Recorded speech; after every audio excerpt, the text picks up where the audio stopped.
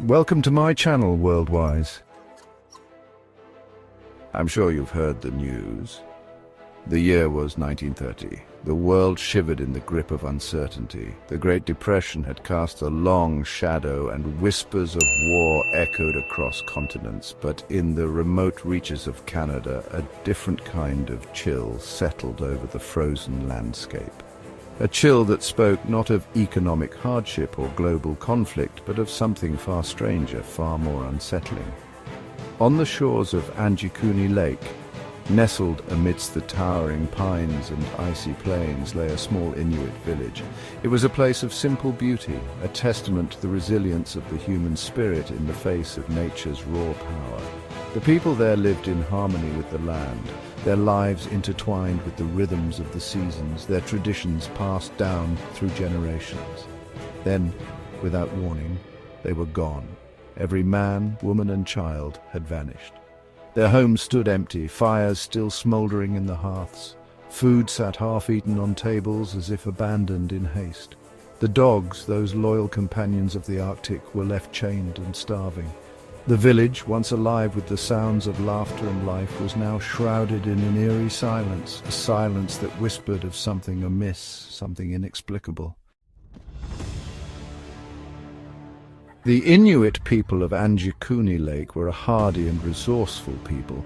They lived off the land, hunting caribou, fishing in the icy waters, and trapping furs to trade with the occasional fur trappers who ventured into their remote corner of the world. Their lives were deeply connected to the natural world, and they possessed a profound understanding of its secrets. They knew how to read the subtle signs of the changing seasons, how to navigate the vast wilderness by the stars, and how to survive in a land where winter held dominion for much of the year. Their traditions and stories, passed down orally from one generation to the next, were rich with the wisdom of centuries spent living in harmony with the Arctic wilderness. The village itself was a small collection of sturdy cabins and tents huddled together for warmth against the biting wind. It was a place where life was lived close to the bone, where survival was a daily challenge, and where community was paramount. The 1920s and 1930s were a time of great change for the Inuit people of Canada. The arrival of white traders, missionaries and explorers brought with it new goods, new ideas and new challenges.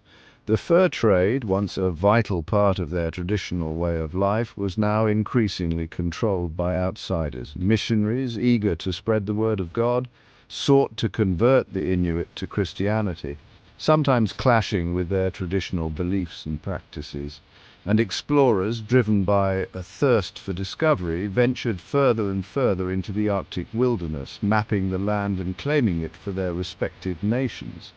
It was during this time of cultural upheaval and uncertainty that stories began to circulate among the Inuit of strange lights in the sky, unexplained disappearances, and encounters with beings unlike any they had ever seen before.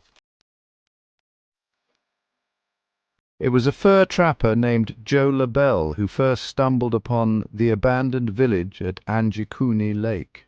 LaBelle, a seasoned woodsman who knew the region like the back of his hand, had visited the village many times before, trading for furs and sharing stories with the locals. But on this particular day, something was different.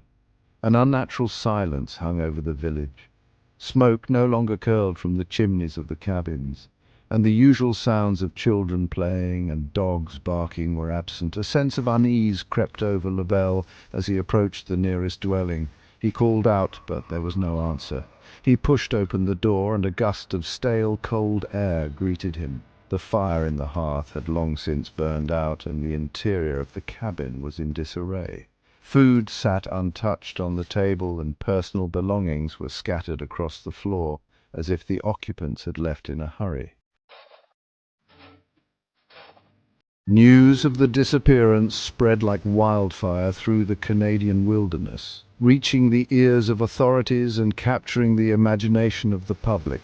Theories abounded, each more outlandish than the last. Some whispered of ancient curses and vengeful spirits, recalling old Inuit legends of supernatural beings that roamed the frozen wastes. Others speculated that the villagers had fallen victim to a strange illness or a mass case of madness, driven to wander off into the wilderness to their deaths. Still others pointed to the recent sightings of unusual lights in the sky, suggesting that perhaps extraterrestrial visitors had abducted the entire village for some unknown purpose. The Royal Canadian Mounted Police launched an investigation, but their efforts proved fruitless. No trace of the missing villagers was ever found, and the mystery of their disappearance remained unsolved, a chilling reminder of the vastness and indifference of the natural world. Joe LaBelle, the fur trapper who discovered the abandoned village, would later recount his experience in vivid detail, his words painting a picture of eerie stillness and unsettling mystery. "It was like they just vanished into thin air," LaBelle told anyone who would listen. "There was no sign of a struggle, no footprints in the snow, nothing." He described finding food half-cooked over dying fires, personal belongings left behind as if in mid-use, and, most disturbingly, open graves in the village cemetery, their occupants gone. LaBelle's account sent shivers down the spines of those who heard it, fueling the flames of speculation and adding to the growing sense of unease that surrounded the case. To this day, the mystery of the vanished village at Anjikuni Lake remains unsolved. The passage of time has done little to diminish the intrigue surrounding the case, and it continues to capture the imaginations of writers, researchers, and armchair detectives alike. Theories continue to swirl, ranging from the plausible to the fantastical.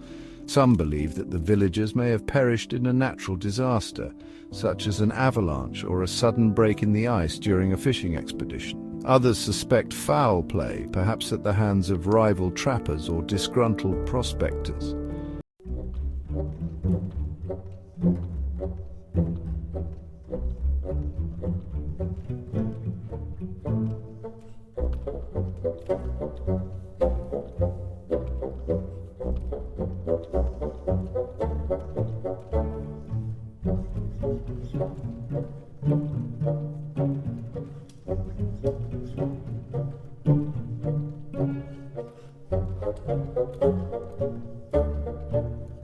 Chilling mysteries.